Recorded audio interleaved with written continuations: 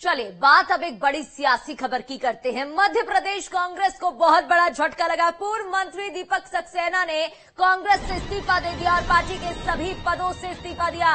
कमलनाथ के करीबी माने जाते हैं दीपक सक्सेना, विश्वसनीय चेहरा कमलनाथ का, और कमलनाथ के करीबी भी कहे जाते थे। कांग्रेस से विधायक भी रहे हैं दीपक सक्सेना, अनुभव लंबा रहा है उनका, कमलनाथ के करीबी रहे हैं, छिंदवाड़ा से आते हैं। और देखिए कुल मिलाकर छिंदवाड़ा से एक के बाद एक ऐसी खबरें सामने आ रही हैं जहां पर झटके कांग्रेस को लग रहे हैं। पूर्व मंत्री दीपक सक्सेना ने इस्तीफा दे दिया है। कमलनाथ के करीबी तो रहे ही हैं, विधायक भी रहे और साथ ही लंबा अनुभव उनका रहा है। और इस बीच ये खबर सामने आ रही है जहां उन्होंने कांग्रेस का दामन छोड़ बीजेपी का हाथ थाम लिया है।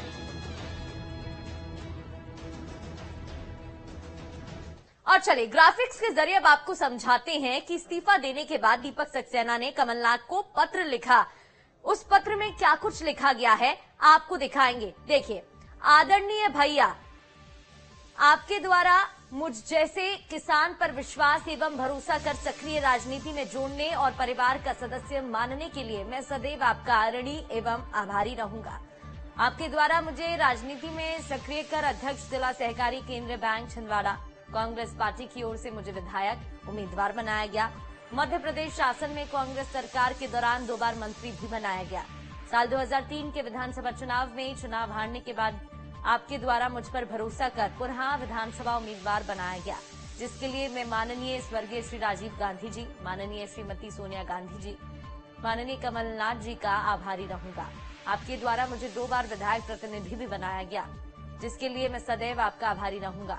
मेरे परिवार सदैव आपका ऋणी रहेगा। वर्तमान परिस्थिति में मैं अपने दायित्वों का निर्वहन नहीं कर सकूंगा, जिसके कारण मैं विधायक प्रतिनिधि एवं संगठन के सभी पदों से त्यागपत्र दे रहा हूं, जिसे स्वीकार करने का कष्ट करें।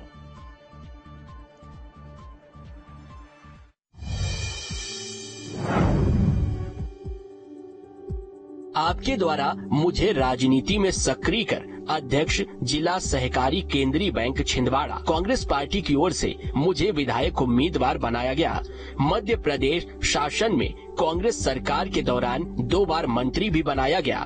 वर्ष 2003 के विधानसभा चुनाव में चुनाव हारने के बाद भी आपके द्वारा मुझ पर भरोसा कर पुनः विधानसभा उम्मीदवार बनाया गया, जिसके लिए मैं स्वर्गीय श्री राजीव गांधी, माननीय श्रीमती सोनिया गांधी जी, माननीय श्री कमलनाथ जी का भी आभारी रहूंगा। आपके द्वारा मुझे 2 बार विधायक प्रतिनिधि भी बनाया गया, जिसके लिए मैं सदैव आपका आभारी रहूंगा।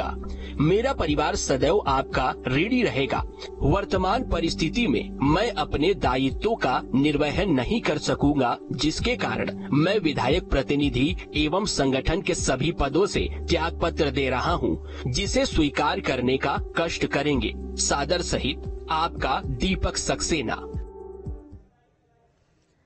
तो दीपक सक्सेना का ये पत्र हमने आपको सुनवाया। इस पर ज्यादा बातचीत करते हैं। अतुल लगातार हमारे साथ जुड़े हुए हैं। अतुल, यहाँ पर समझने वाली बात ये रहेगी, एक तो झटके पर झटके कांग्रेस को लग रहा है, मुझे लग रहा है कांग्रेस को आदत हो ही गई होगी। दूसरी बात कि जिस तरीके से ये पत्र हम दर्शकों को सुनवा रहे थे, पढ़वा रहे थे, पत्र देखकर समझ आ रहा है कितने करीबी वो रहे हैं। दोनों के बीच में जो पर्सनल संबंध हैं वो मजबूत रहे। कहीं ना कहीं एक गिल्ट शायद कहा जा सकता है महसूस उनको हुआ है, लेकिन फिर वजह क्या रही, क्यों उन्होंने इतना बड़ा कदम उठाया?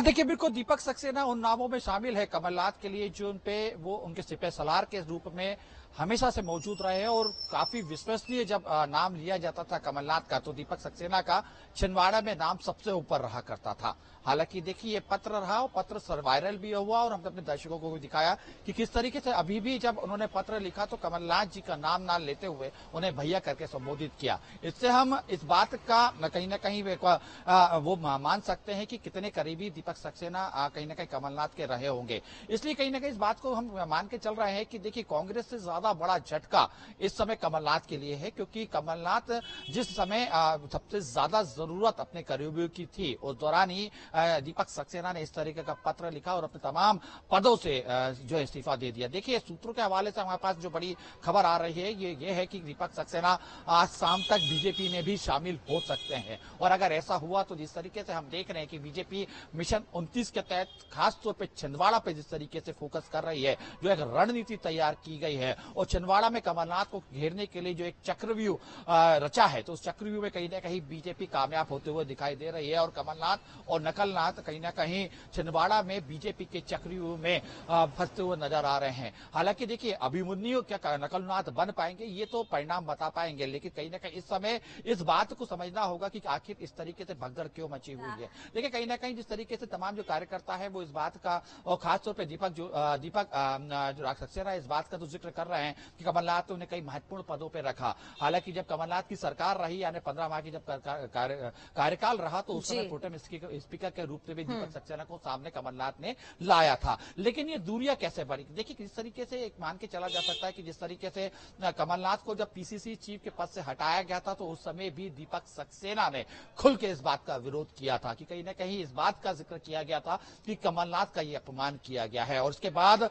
जब कमलनाथ की बीजेपी में जाने की अटकलें चल रही थी, तो उस दौरान सबसे पहला जो बयान सामने निकल के आता है वो दीपक सक्सेना का ही आता है, और दीपक सक्सेना स्पष्ट तौर से ये कहते हुए नजर आ रहे थे कि जहां कमलनाथ वहां पे दीपक, वहीं पे दीपक रहेगा। तो यानी स्पष्ट तौर पे कि आखिर यानी जाने की तैयारी पूरी हो चुकी थी, लेकिन कहीं ना कहीं जो एक सियासी समीकरण हुआ, सियासी एपिसोड हुआ, कमलनाथ तो कमल के नहीं हुए, लेकिन कहीं ना कहीं दीपक की अब ज्योति जो है वो बीजेपी में जलती हुई हमें दिखाई दे सकती है, और आज शाम तक ये स्थिति बन सकती है। देखिए, मैं ये जानना चाहूंगी, अगर ऐसा होता है कि जो दीपक सक्सेना है वो बीजेपी का दामन थाम लेते हैं, और फिर बीते दिन हमने देखा कितने नेता जो छिंदवाड़ा से, जो कमलनाथ के भी कई करीबी बीजेपी में शामिल हो गए, ऐसे में फिर क्या स्थिति, क्या समीकरण बनते दिखाई देंगे? क्योंकि हम छिंदवाड़ा की बात करते हैं, वो कांग्रेस का मजबूत गढ़ माना जाता है, कमलनाथ का मजबूत गढ़। पिछली बार हमने रेशियो भी देखा था, 28:1 था, इसमें एक सीट छिंदवाड़ा जो कांग्रेस के पास। ऐसे में जो एक गढ़ माना जाता है वो भी अब कमजोर स्थिति में नहीं हो जाएगा क्या? देखिए, बिल्कुल निश्चित तौर से हम ये कहने में बिल्कुल भी संकोच नहीं कर सकते कि अगर दीपक सक्सेना छिंदवाड़ा से चले हैं और बीजेपी में अगर वो शामिल होते हैं, तो जिस तरीके से पुराने तमाम एपिसोड छिंदवाड़ा के अपने देखे, जिसमें कई नेताओं ने बीजेपी का दामन थामा, तो कहीं ना कहीं नकुलनाथ के सामने एक बड़ा चैलेंज भी खड़ा होगी, एक बड़ी चुनौती भी रहेगी कि आखिर जब लोकसभा चुनाव के जमीनी मैदान में जब उतरेंगे या जमीनी मैदान में पहुंचेंगे, तो उनके वो विश्वसनीय चेहरे जिनके दम पे वो चुनाव लड़ते थे, जिनके दम पे सियासी समीकरण तय करते थे और जिनके दम पर जनता के बीच में पहुंचने का काम करते थे, उसमें से कई चेहरे उनके इर्द गिर्द नहीं होंगे, जिसमें खासतौर पर सैयद जाफर का भी जिक्र करूंगा मैं, और दीपक सक्सेना के साथ पूर्व जो सरपंच रहे, वो तमाम वो लोग जो कहीं ना कहीं नकुलनाथ कमलनाथ के वफादार रहते थे, वो उनके साथ नहीं होंगे। तो ऐसे में चुनाव तो काफी दिलचस्प छिंदवाड़ा का हो ही जाएगा, और एक चुनौती भरा चुनाव भी होगा। कमलनाथ के सामने अपनी जो सीट है, लोकसभा सीट, उसको बचाए रखने की चुनौती भी होगी, और बीजेपी जिस तरीके से आकांक्षी लोकसभा के रूप में छिंदवाड़ा को शामिल किया है, तो एक बड़े फाइट वहां पे होते हुए दिखाई देगी। देखिए, बंटी साहू को चुनावी मैदान में बीजेपी ने उतारा है नकुलनाथ के सामने, और हमने देखा कि विधानसभा चुनाव के दौरान कमलनाथ को किस तरीके से बंटी साहू ने फाइट करी, वहां पे किस तरीके से चुनौती भी दी। लेकिन देखिए, अगर हम सियासी समीकरण और जातिगत समीकरण अगर हम समझें छिंदवाड़ा का, तो इस बात को वहां पे समझना होगा कि आदिवासी वर्ग वहां पे बहुल वर्ग है, और आदिवासी फैक्टर जो है बहुत तेजी से वहां पे काम करता है, और खास तौर पे आदिवासी वोटर ही हैं जो जीत और हार तय करते हैं। तो ऐसे में कमलनाथ, क्योंकि देखिए लंबे समय से आदिवासियों के बीच में काम कर रहे हैं, आदिवासियों को लेके चलते हैं, और हमेशा कहीं ना कहीं जिस तरीके से उनके भाषण में आदिवासियों का जिक्र रहता है, तो इस मान को चल सकते हैं कि कहीं ना कहीं इस बात में कि कांग्रेस और बीजेपी में एक बेहतर फाइट वहां पे होने जा रही है, और आदिवासी वर्ग जिसके साथ में चला जाएगा, आदिवासी वर्ग जिसका हो जाएगा, वो कहीं ना कहीं कांग्रेस या बीजेपी जिसके भी साथ में होगा, उसको विजयश्री का तिलक वहां पे लग जाएगा। लेकिन कहीं ना कहीं दिलचस्प फाइट होगी, उसके ना केवल छिंदवाड़ा, पूरे मध्य प्रदेश में हमें इस तरीके की स्थितियां दिख रही हैं, और आने वाले दिनों में ये चुनौतियां कहीं ना कहीं कांग्रेस के लिए और भी स्थिति संकट खड़े करने वाली हो। निश्चित ही ठीक कहा आपने, देखने वाली बात होगी क्या कुछ आगे अब कदम यहां पर उठाया जाता है। बहुत बहुत शुक्रिया अतुल जानकारी के लिए। तो मध्य प्रदेश के मैहर विधानसभा से